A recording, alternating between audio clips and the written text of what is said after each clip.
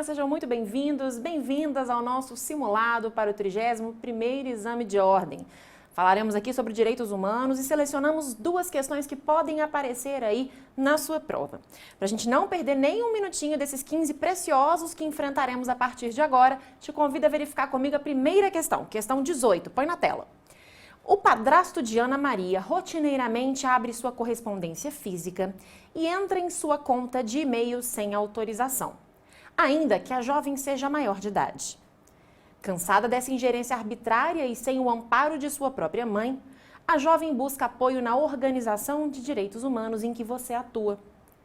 Com base no Pacto Internacional dos Direitos Civis e Políticos, PIDCP, assinale a opção que indica o esclarecimento correto que você, como advogado ou advogada, prestou a Ana Maria. A. O pacto prevê a prevalência do poder familiar nas relações familiares e como a conduta do padrasto tem a concordância da mãe de Ana Maria, ainda que seja inconveniente, essa conduta não pode ser considerada uma violação de direitos. B.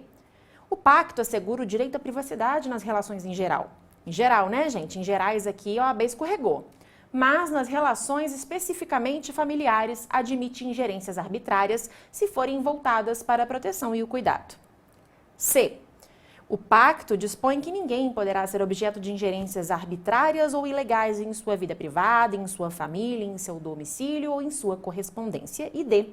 O pacto é omisso em relação à prática de ingerências arbitrárias na vida privada e na família, tratando apenas da proteção da privacidade na vida pública e em face da conduta do Estado. Vem para mim, vamos fazer um apanhado sobre o Pacto Internacional de Direitos Civis e Políticos. Para tanto, é imprescindível que nós trabalhemos um pouquinho o processo de internacionalização dos direitos humanos, que vem desde uma distinção entre direito internacional clássico e direito internacional contemporâneo. No primeiro, o direito internacional clássico, o que vige, o que tinha no momento era a ideia da soberania. Depois, essa soberania é relativizada com o direito internacional contemporâneo.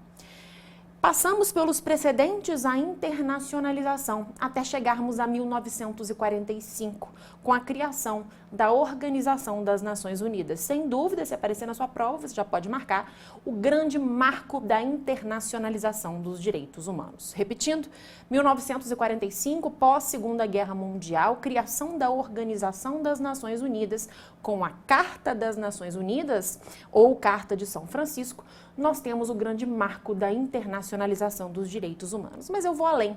Chego a 1948 e tenho talvez o documento mais emblemático de proteção aos direitos humanos. Qual é ele?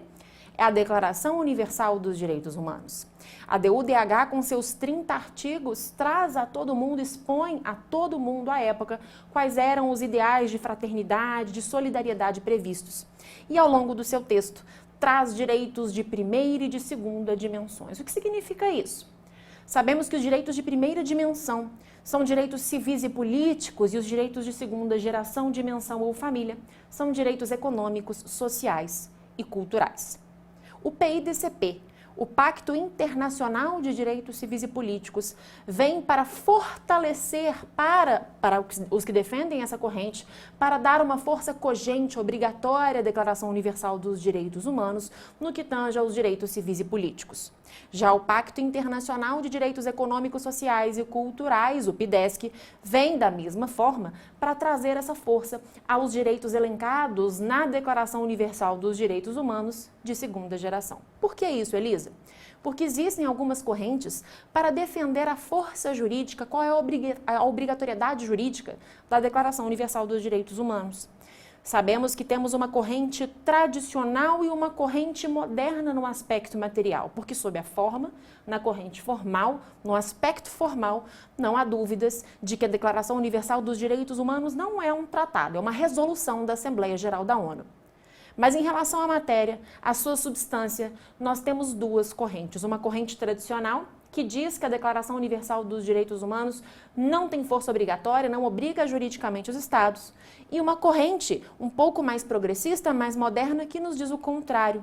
Nos diz, sim, a Declaração Universal dos Direitos Humanos traz força cogente, traz força obrigatória, porque é a interpretação autorizada da Carta da ONU, de todos, o documento mais cogente Lá no artigo 103, a Carta da ONU traz que, em caso de embate entre ela e qualquer outro documento em esfera internacional, é a Carta da ONU que deve prevalecer. E a professora Flávia Piovesan se apropria muito bem disso e diz que a Declaração Universal dos Direitos Humanos tem força obrigatória, tem força cogente, porque é a interpretação autorizada da Carta da ONU.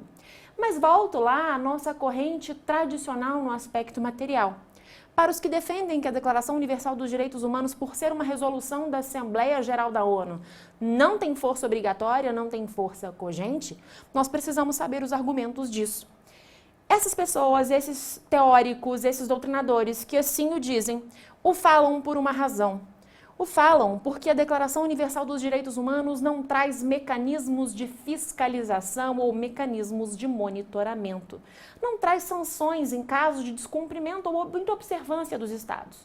Os Estados podem simplesmente ver aquela resolução, que é uma recomendação, na visão dos que assim entendem, e dizer, não, ok, vi a recomendação, mas não vou segui-la. A gente sabe que hoje não é bem assim que funciona, mas para os que carregam essa corrente tradicional, assim o é. E eles diziam que 2 pactos vieram para conferir força obrigatória aos dispositivos previstos na Declaração Universal dos Direitos Humanos. E quais seriam esses pactos? Justamente, o Pacto Internacional de Direitos Civis e Políticos, o PIDCP, e o Pacto Internacional de Direitos Econômicos, Sociais e Culturais, o PIDESC. Vamos pensar. O momento pós-Segunda Guerra Mundial, o mundo caminhando, chegamos a 1966, quando vêm esses pactos, embora eles só entrem em vigor depois, lá em 1976, com a assinatura de determinado número de estados, após a assinatura de 35 estados. Chegamos a esse momento, chegamos ao momento dessa ratificação.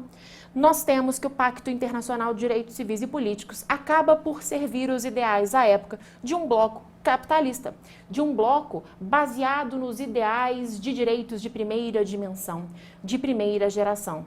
Vocês se lembram que no momento da Guerra Fria, lá das nossas aulas de história, nós tínhamos de um lado um bloco capitalista que servia mais aos direitos civis e políticos e um bloco socialista que servia aos direitos econômicos, sociais e culturais. Dessa forma, para agradar, é isso que está nos bastidores da criação desses pactos, para agradar a essas duas vertentes. Tivemos o Pacto Internacional de Direitos Civis e Políticos, direitos de primeira geração, dimensão família, e tivemos o Pacto Internacional de Direitos Econômicos, Sociais e Culturais, direitos de segunda geração, dimensão ou família, que servia aos ideais da União Soviética.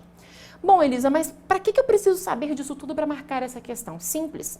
É claro que com uma visão um pouquinho mais malandra, mais estudiosa, não tem muita dificuldade em nós respondermos a questão, porque estamos falando da proteção de direitos.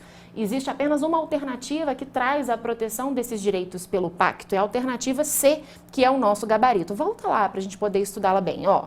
O pacto dispõe que ninguém poderá ser objeto de ingerências arbitrárias ou ilegais em sua vida privada, em sua família, em seu domicílio ou em sua correspondência. A D fala até de uma omissão, mas não é verdade. O pacto, de fato, o PIDCP traz, de fato, essa proteção. Traz sim que ninguém poderá ser objeto de ingerências arbitrárias ou ilegais em sua vida privada, em sua família, em seu domicílio ou em sua correspondência. E por quê? Volta para mim. Porque ele defende exatamente direitos de primeira geração. Direitos, por exemplo, à privacidade, à vida privada, à própria vida, à intimidade. Todos esses direitos enquadrados direitinho ali no pacto. Então, não há dúvidas de que a nossa questão 18 tem como gabarito a alternativa C. Vamos dar uma olhadinha de novo na tela? Vamos tecer algumas anotações aqui, rapidinho, para a gente passar para outra questão, que é mais simples. Pacto Internacional de Direitos Civis e Políticos. Direitos de, lembrem-se disso, primeira dimensão, geração ou família. É exemplo de direito de primeira dimensão, privacidade. Outro exemplo, né? Aqui a gente coloca a vida privada, que foi como a alternativa trouxe para nós. Portanto, a nossa alternativa correta é a C. Combinado? Questão 19. Você foi procurado como advogado, advogada, por representantes de um centro de defesa dos direitos humanos que lhe informaram que o governador do estado, juntamente com o ministro da Justiça do país, estavam articulando a expulsão coletiva de um grupo de haitianos que vive ilegalmente na sua cidade. Na iminência de tal situação, e sabendo que o Brasil é signatário da Convenção Americana sobre os Direitos Humanos, assinale a opção que indica inconformidade com essa convenção, o argumento jurídico a ser usado. A. Um decreto do governador, combinado a uma portaria do ministro da Justiça, constitui fundamento jurídico suficiente para a expulsão coletiva, segundo a convenção acima citada. Portanto, a única solução é política, ou seja, fazer manifestações para demover as autoridades desse propósito. B. A Convenção Americana sobre os Direitos Humanos é omissa quanto a esse ponto. Portanto, a única alternativa é buscar apoio em outros tratados internacionais, como a Convenção das Nações Unidas relativa ao Estatuto dos Refugiados, também conhecida como Convenção de Genebra de 1951. C. A expulsão coletiva de estrangeiros é permitida, segundo a Convenção Americana sobre os Direitos Humanos, apenas no caso daqueles que tenham tido condenação penal com trânsito em julgado, o que não foi o caso dos haitianos visados pelos propósitos do governador e do ministro, uma vez que eles vivem legalmente na cidade. E D. A pessoa que se ache legalmente no território de um estado tem direito de circular nele e de nele residir em conformidade com as disposições legais. Além disso, é proibida a expulsão coletiva de estrangeiros. Para mim, da mesma forma, se você tem um viés aí mais ligado aos direitos humanos, até com desconhecimento do Pacto de São José da Costa Rica, que é a nossa Convenção Americana sobre Direitos Humanos ou de Direitos Humanos, não fica muito difícil de responder a questão. O nosso gabarito é D, porque existe disposição expressa no Pacto de São José nesse sentido. Mas antes de irmos até ela, vamos conversar um pouquinho sobre o Pacto, que é bem provável que ele apareça aí no seu exame. A Convenção Americana sobre Direitos Humanos ou Pacto de São José da Costa Rica, mesma coisa, tá? São sinônimos. É como se Pacto de São José fosse um apelido da Convenção Americana sobre Direitos Humanos. Esse documento é um documento de 1969 que aqui no Brasil só de fato entra em vigor pelo Decreto 678 de 1992. Traz em seu texto, na maioria do seu texto, em quase sua totalidade, direitos de primeira geração de menção à família, direitos civis e políticos. Mas, no artigo 26, existe um capítulo que se abre e se fecha ali naquele mesmo artigo, no artigo 26, enunciando direitos econômicos, sociais e culturais como normas programáticas. Ou seja, se na sua prova aparecer que o Pacto de São José da Costa Rica só traz direitos de primeira geração, isso está errado. Existem também direitos de segunda geração de menção ou família, mas anunciados como normas programáticas. Seriam implementados, de fato, com o Protocolo de São Salvador, ok? Ótimo. O Pacto de São José da Costa Rica, portanto, fala sobre liberdade pessoal, fala sobre vida, fala sobre segurança dentro dessas questões que, por exemplo, trouxeram a audiência de custódia, serve aí como um fundamento para a audiência de custódia no nosso ordenamento jurídico, várias questões relacionadas aos direitos de liberdade, todos aí de primeira geração. Mas, lembrando novamente, o artigo 26 traz, sim, direitos econômicos, sociais e culturais. Mas, Elisa, em relação a essa questão específica, qual dispositivo nos traz essa possibilidade da liberdade de circulação das pessoas que legalmente aqui estão? Vamos dar uma olhadinha? Põe na tela, por favor. Vamos ao nosso pacto. Convido vocês a darem uma olhadinha no nosso artigo 22, direito de circulação e residência. Vamos aumentar. O artigo 22 nos traz mais um pouquinho para ficar mais confortável. Ótimo. O artigo 22 nos traz no seu item 1 que toda pessoa que se ache legalmente no território de um estado tem direito de circular nele e de nele residir em conformidade com as disposições legais. Ou seja, é o caso dos nossos haitianos aqui. 2. Toda pessoa tem o direito de sair livremente de qualquer país, inclusive do próprio. 3. O exercício dos direitos acima mencionados não pode ser restringido, senão em virtude de lei, na medida indispensável numa sociedade democrática para prevenir infrações penais ou para proteger a segurança nacional, a segurança ou a ordem públicas, a moral ou a saúde públicas ou os direitos e liberdades das demais pessoas. 4. O exercício dos direitos reconhecidos no inciso 1 pode também ser restringido pela lei em zonas determinadas por motivo de interesse público. 5. Ninguém pode ser expulso do território do Estado no qual for nacional, nem ser privado do direito de nele entrar. 6. O estrangeiro que se ache legalmente no território de um Estado parte nesta convenção só poderá dele ser expulso em cumprimento de decisão adotada de acordo com a lei. 7. Toda pessoa tem o direito de buscar e receber asilo em território estrangeiro, em caso de perseguição por delitos políticos ou comuns conexos com delitos políticos, e de acordo com a legislação de cada Estado e com os convênios internacionais. 8. Em nenhum caso o estrangeiro pode ser expulso ou entregue a outro país, seja ou não de origem, onde seu direito à vida ou à liberdade pessoal esteja em risco de violação por causa da sua raça, nacionalidade, religião, condição social ou de suas opiniões políticas. E 9. É proibida a expulsão coletiva de estrangeiros. O que nos dizia a nossa alternativa? A pessoa que se acha legalmente no território de um estado, tem direito, vamos voltar aqui, tem direito de circular nele e de nele residir em conformidade com as disposições legais. Além disso, é proibida a expulsão coletiva de estrangeiros. Portanto, a nossa alternativa correta é a alternativa D. Até mais, tchau, tchau.